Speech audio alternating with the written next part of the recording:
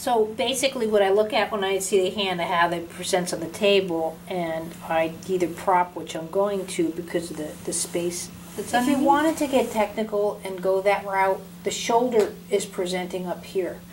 So there's a whole counterbalance to the arm. So as the shoulder's up here, and again, when I say the shoulder's off the table, it's not on a judgment, but if you look at the way the arm cantilevers down into how the hand is, that's where you're going to start seeing, like sometimes if the shoulder's this way, then the hand might rise this way, or if the shoulder's this way, the hand might go down. But right now I'm working specifically with the wrist and underneath to see how the hand's functioning off the arm.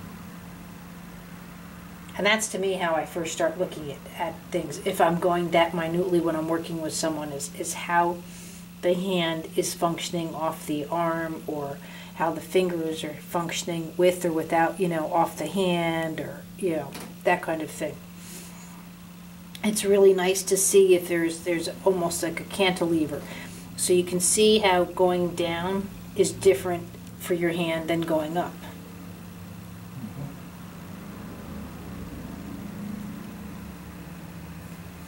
But also, okay, you can see a bit more of my conversation. Notice how when I just have your fingers here, see how it's very difficult for me to sway your wrist to and fro?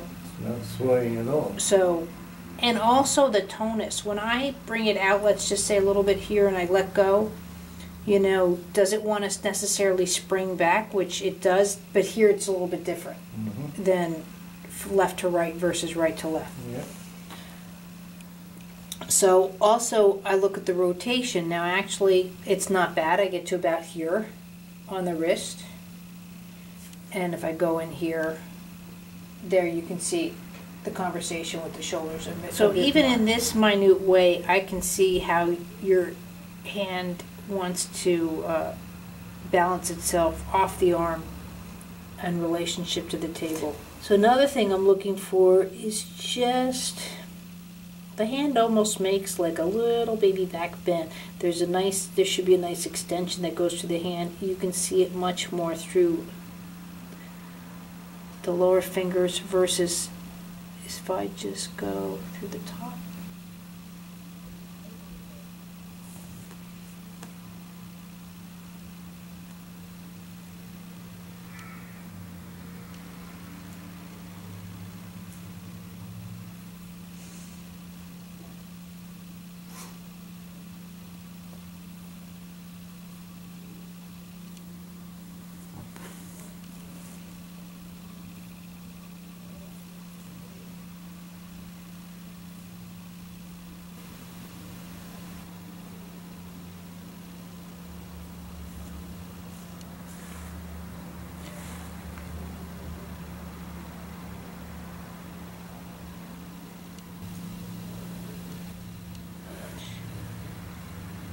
There we go.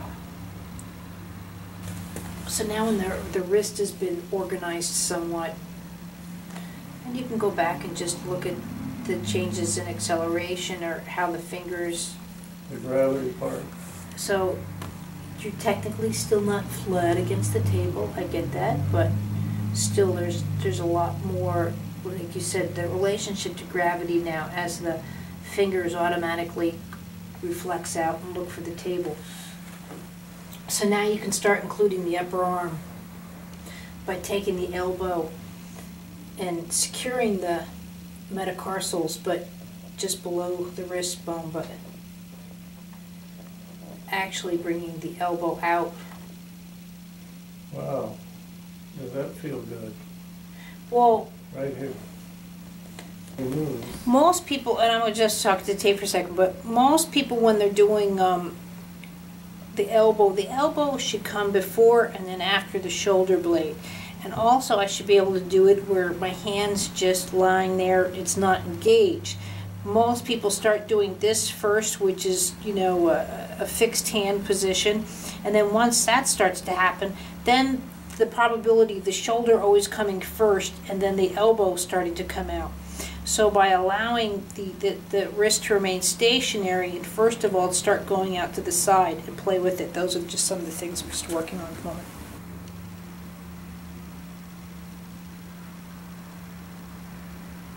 there we go. So see now how I can, Mhm. but it's not that I'm just drawing the elbow out. It's still that pendulum switch, and I'm working with the accelerate. So it's a dip down and around. It's more free in my book. It's free to move. It was tight. There we go.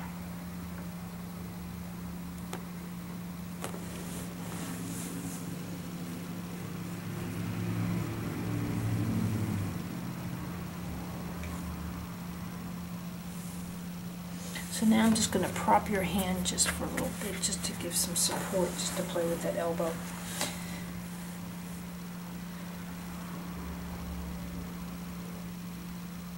So it's very similar to the pendulum swing that I did last time, but I'm still looking how the elbow wants to accelerate around the wrist and the shoulder. It's almost like if I was swinging like a bucket of water. Mhm. There we go.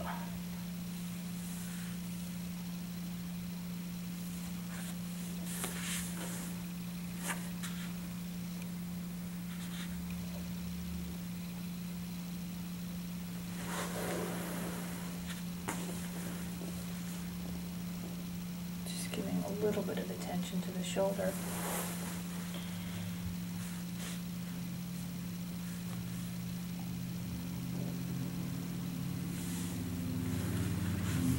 Now the counter steer that's starting to happen. One goes one way, one the other. That's your counter steer. Well, just like in a motorcycle or on a bicycle, I mean, you don't want to do a hard right turn thinking you're going to turn right. No.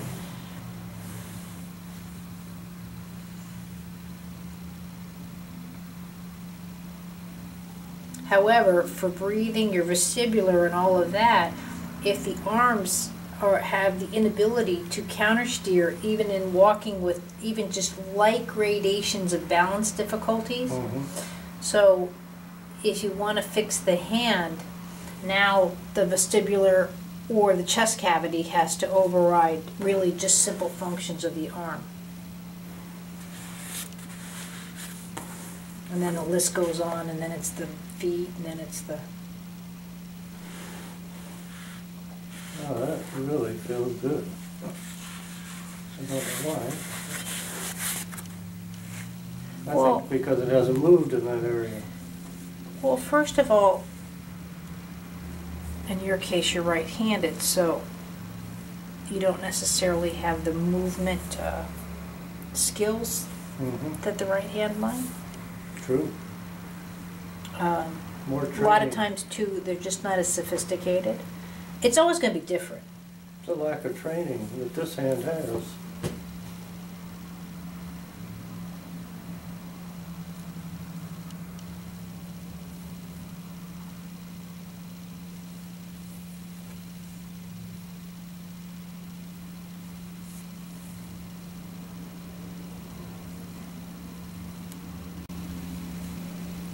They're never done learning, period. No. Or moving. Mm. True. Okay, so now what I'm going to do is I get the top part of the wrist in between the ulna and the radius and start twisting it this way because the elbow's freer. So I'm fixing the two bones this way. There we go. This is much more of a punch going through the bones this way, direct line being a punch, versus this way, where there's still, not that there's a weakness in the wrist, I'm not looking for that, but I'm looking for the ulna and the radius to have a conversation. So now I'm going to go again back after the elbow. Wow, that feels good. Huh. Ah, there we go.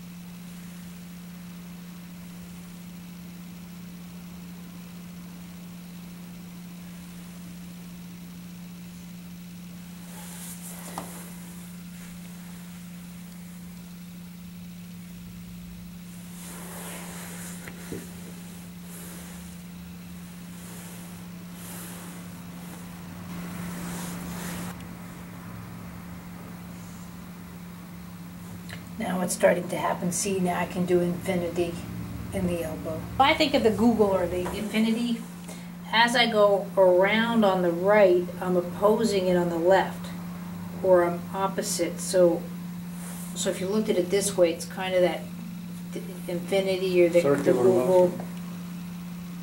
So I'm not doing this. Oh, back and forth like Google. So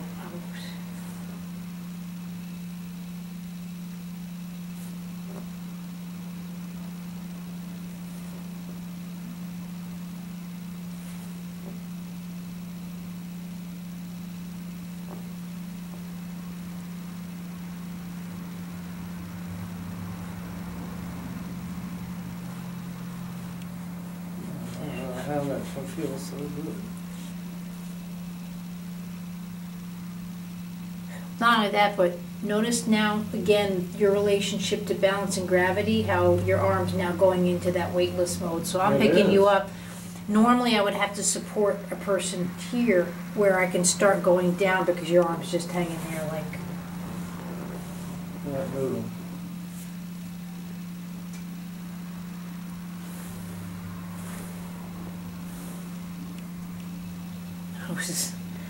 I have a client that's Max Assist, and I didn't like the story I heard of what his OT did with him. So I was working with his arm, and I'm like, feel that? Feel that? That's punching someone. So the next time he does that, you punch him.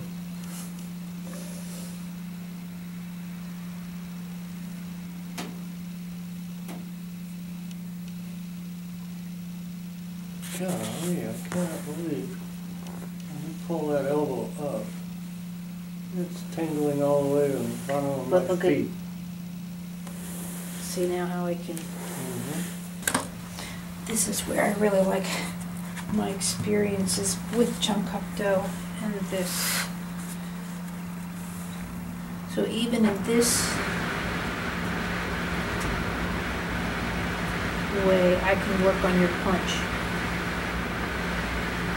So now, in this way, I'm still, the shoulder hasn't kicked in the way I want it, so I'm just working on just the extension.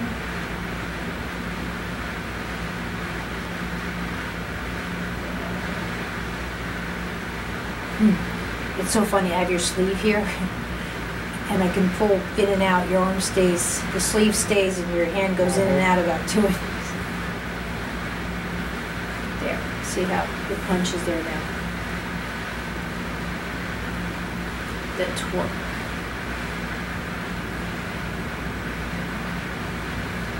And this is no different than pointing with infants. Just let it rest for a second.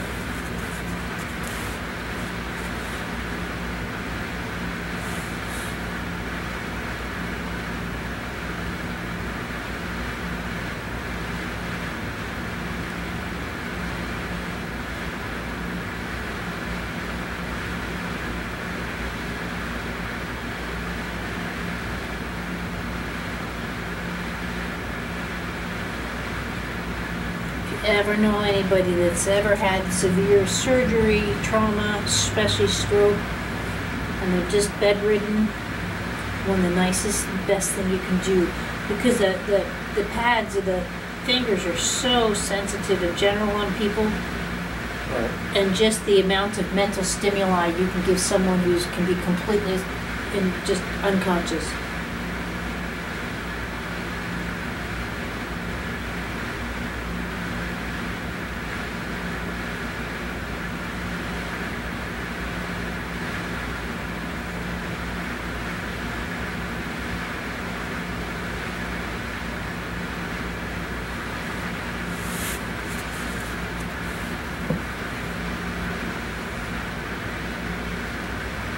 So now the ability, because the shoulder's involved, to do that infinity in through the hand.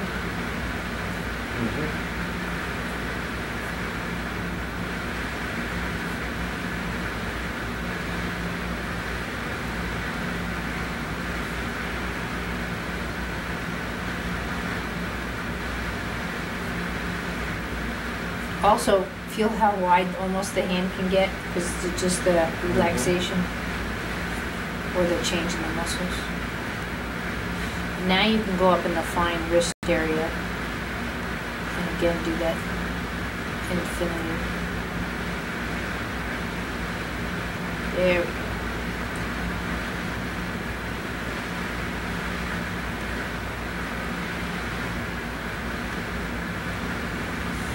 This I like because it's almost like a wave in the ocean. Yep. But also it's a piston, turbine piston. See that? I just go like in a train. Yep. You're an engine or closer to that. What is that? Cogwheel? What's it called? Where? You know how the train wheel, how it goes with the out like this? Oh, the steamer? Yeah.